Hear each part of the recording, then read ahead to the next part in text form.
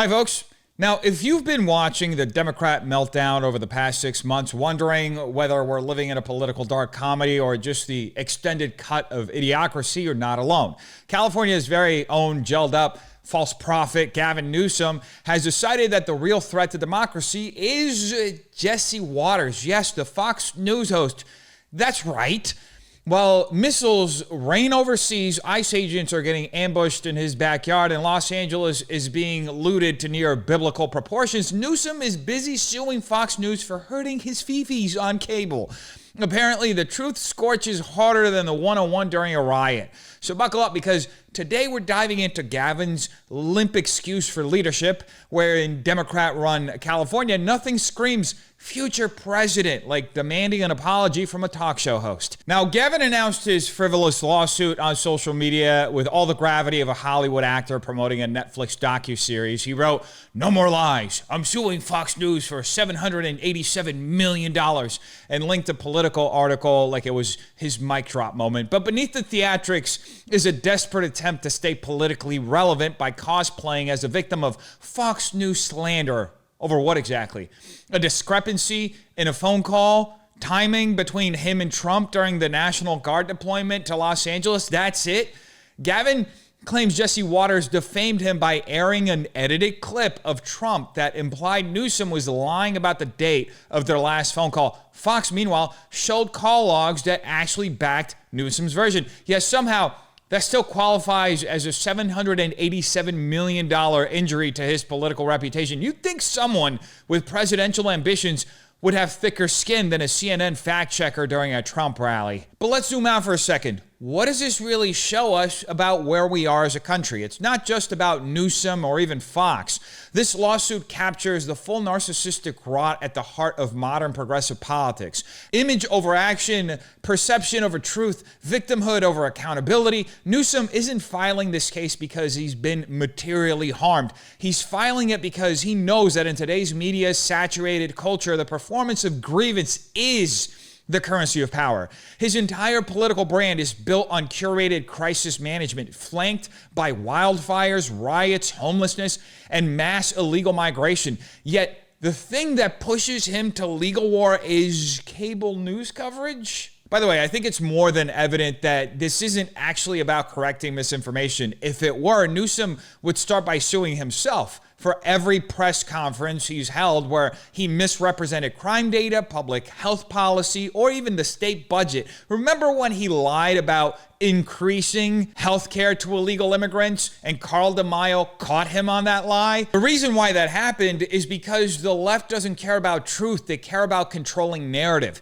The left used to pretend they were fighting for free speech, transparency, and the underdog. Now they're the establishment, and their priority is silencing dissent, whether that's through big tech, censorship, DEI loyalty tests, or frivolous lawsuits like this one designed to intimidate and chill opposition. And let's not overlook the symbolism of the number, $787 million. That's not an accident.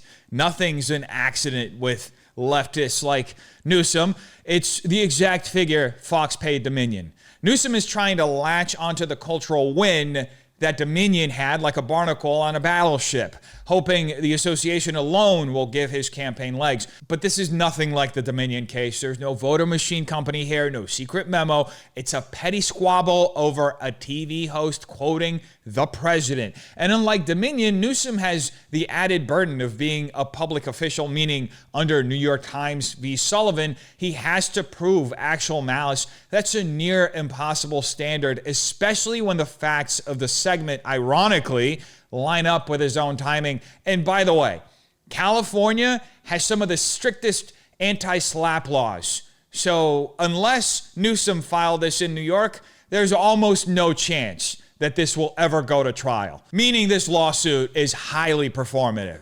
So why do it? Because for Democrats like Newsom, it's not even about winning in court. It's about sending a message. Criticize his regime and you will pay. Even if he loses a lawsuit, he will make sure he drowns you in legal costs, PR smears, and social media mobs. This is how the left operates now, not through persuasion or results, but through coercion and narrative warfare. It's a desperate attempt to keep a crumbling ideology afloat by punishing anyone who notices the cracks. And in the middle of all the very real national crises that we're currently experiencing, Newsom's priority apparently is a lawsuit over this Jesse Watters segment. Our state is literally on fire, and Newsom wants to sue a television host.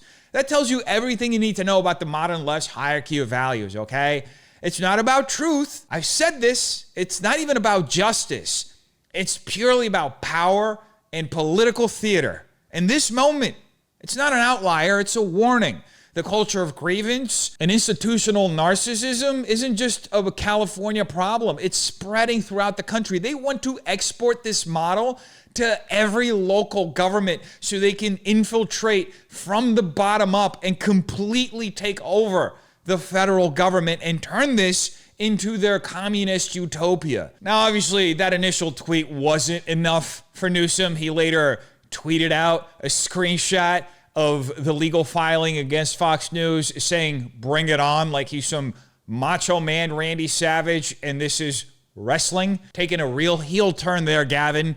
Not sure how that's going to play out with the base. Anyway, all that being said, let's take a look at the Jesse Watters segment and see how damaging it was to Newsom's reputation. Democrat governors let violence fester until finally Trump restored order. That's true. Trump's not waiting around this time. No, he 100%. says if it wasn't for him, L.A. would be up in smoke. He's right. Called him up to tell him, got to do a better job. He's doing a bad job. He was. Causing a lot of death and a lot of potential death. If we didn't send out the National Guard, and last night we gave him a little additional help, you would have, Los Angeles would be burning right now. He's the radical right.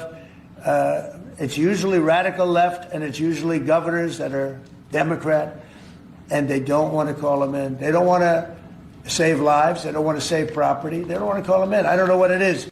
Newsom responded, and he said there wasn't a phone call. He said Trump never called him. Not even a voicemail, he said. But John Roberts got Trump's call logs. And it shows Trump called him late Friday night and they talked for 16 minutes. Why would Newsom lie and claim Trump never called him? Why would he do that? Gavin could have called up the Guard Friday night and could have stopped the violence and saved millions of dollars in damages. But we're now on our 5th day of mayhem and Newsom's suing Trump to send the Guard home. Oh, wow. And California congressman, they're telling the National Guard to disobey orders. This lawsuit is a definition of frivolous. Even if the clip on Jesse's show initially led viewers to believe Newsom lied about his phone call with Trump, the very next graphic Watters aired show the call logs proving Newsom's version of events. That's not defamation. It's what used to be called journalism. But in today's America, where victimhood is weaponized and perception trumps truth, this lawsuit isn't even about facts. It's about flexing control over narrative and pushing dissent. It's about showing who the big guy in the room is. It's about showing that Newsom can stand toe-to-toe with Trump, that he is presidential. Because Newsom knows that the legal bar for a public figure to win a defamation suit is sky high. He's banking on the process being the punishment. This stunt isn't just narcissism, it's a symptom of the left's deeper pathology, an obsession with media control, an intolerance for criticism, and a political culture where hurt feelings are treated like constitutional crises.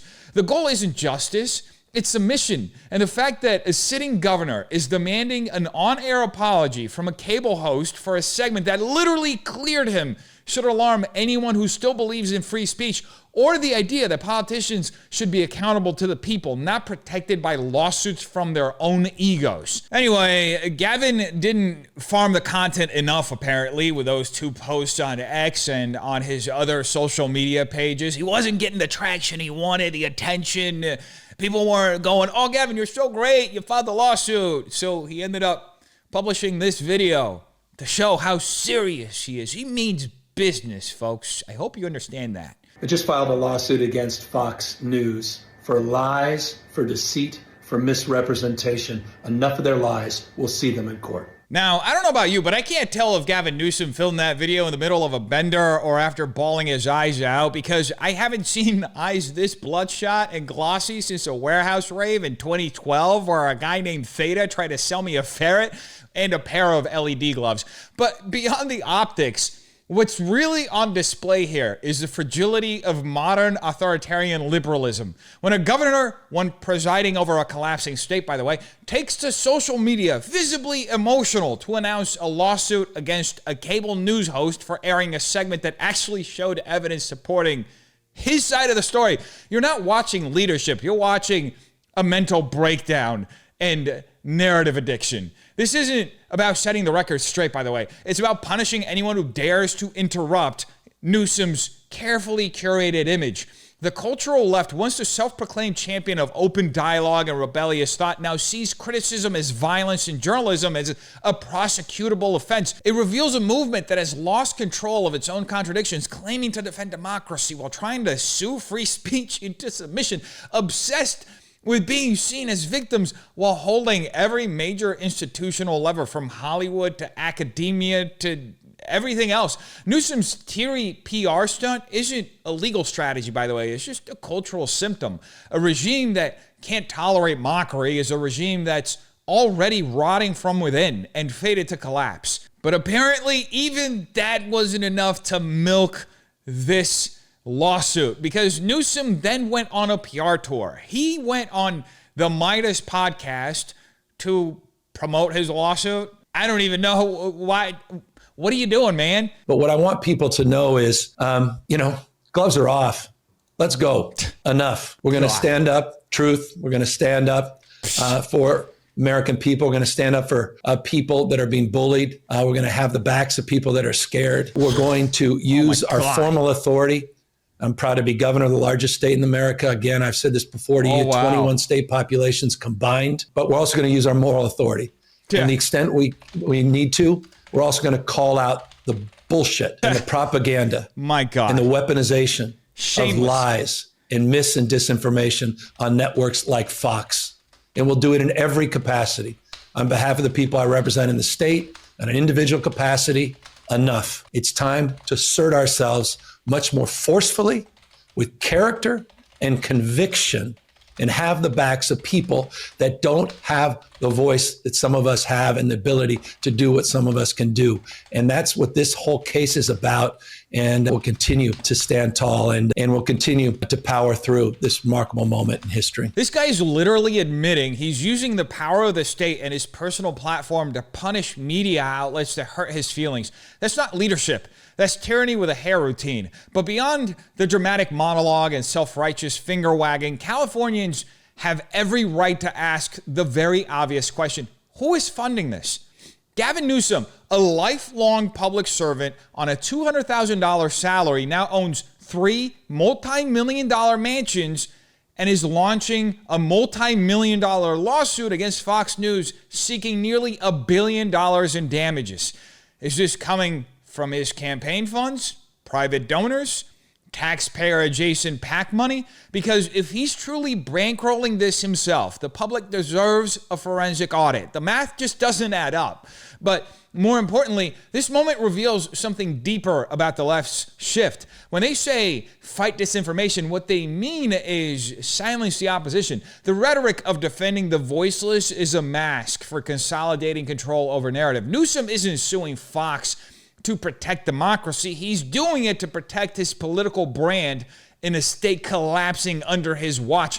It's censorship dressed up as virtue, and it's a glimpse into the kind of America that he will build if he ever becomes president. And also, more importantly perhaps, it's a scapegoat he can use while he's running for president. He can just turn around and blame all of his scandals on conservative media and then reference the lawsuit that he filed as evidence. Even if he loses the lawsuit or settles out of court, he can still reference it and say, well, I had to sue them. They were lying about me. He's essentially buying himself plausible deniability that he can launch far down the line when he's running for president to shield himself against the very real scandals that he has caused in this state. So the question isn't just what Gavin Newsom is doing, it's what kind of country allows this kind of performance to pass as leadership. When truth becomes subjective, when power is used to punish speech, and when public servants live like oligarchs while claiming moral authority,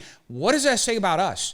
How much longer can a society function when its elites treat criticism as a crime and spin as justice? We're watching the machinery of narrative replace the substance of governance. And the cost isn't just credibility, it's our freedom, our collective ability to have the liberties that are guaranteed by the Constitution. So ask yourself, are you seeing what's actually happening or just what we're being told to applaud? You tell me what you think in the comments down below. Hope you have a terrific day. Peace.